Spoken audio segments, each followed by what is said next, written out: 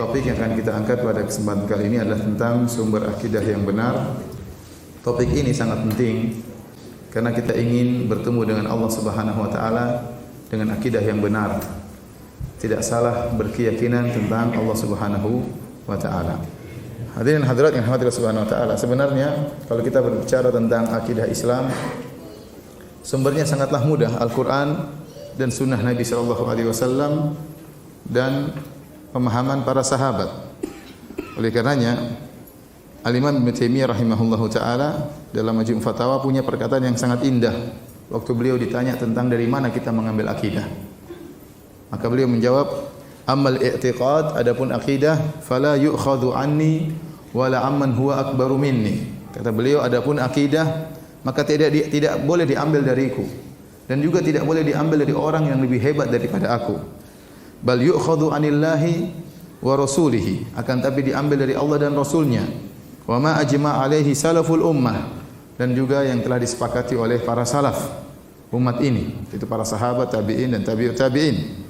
Fa ma kana fil Qur'ani wajib i'tiqaduhu, kata Ibnu Taimiyah rahimahullah, maka apa yang terdapat dalam Al-Qur'an wajib untuk diimani. Wa kadzalika ma thabata fil ahadithi as-sahihati, demikian juga perkara-perkara yang telah valid, telah sahih yang datang dalam hadis-hadis Nabi sallallahu alaihi wasallam yang sahihah. Hadirin hadirat yang dirahmati Allah Subhanahu wa taala, ini penjelasan yang sangat luar biasa dari Syekhul Islam Ibnu Taimiyah bahwasanya akidah bukan hak kita. Yang lebih paham tentang Allah Subhanahu wa taala Allah sendiri. Kemudian melalui lisan Rasulullah sallallahu alaihi wasallam dan murid-murid Nabi, para sahabat dan juga tabi'in dan tabi'ut tabi'in. Ya. Karenanya secara mudah akidah Islam diambil dari Al-Qur'an dan sunnah. Wa ma ikhtalaftum fihi min syai' fa hukmuhu ila Allah.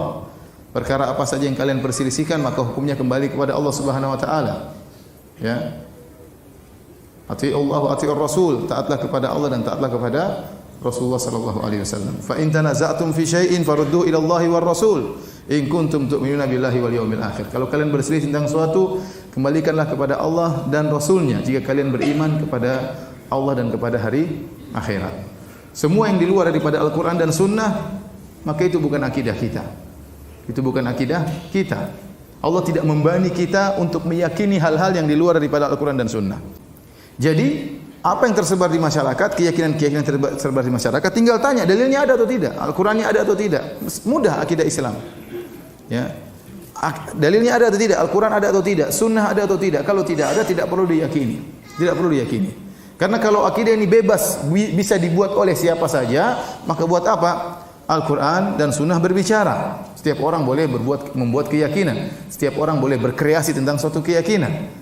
Maka cukup firman Allah, ma anzalallahu biha min sultan. Ini tidak pernah diturunkan oleh Allah Subhanahu wa taala. Kalau tidak ada dalilnya, tidak boleh kita yakini.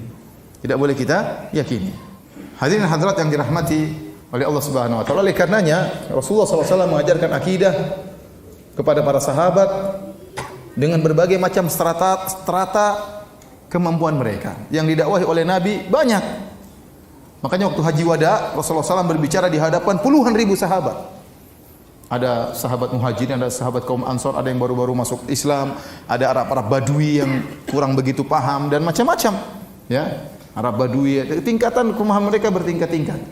Tapi di hadapan mereka Rasulullah SAW berkata, ya, apakah aku telah menyampaikan risalah Allah? Maka para sahabat berkata, nashhadu annaka qad ballaghta risalah.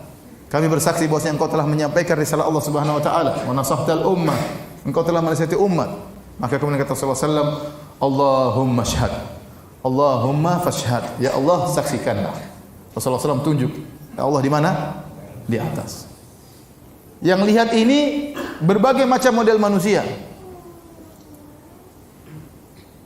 Oleh karena ada sebagian ulama, ya,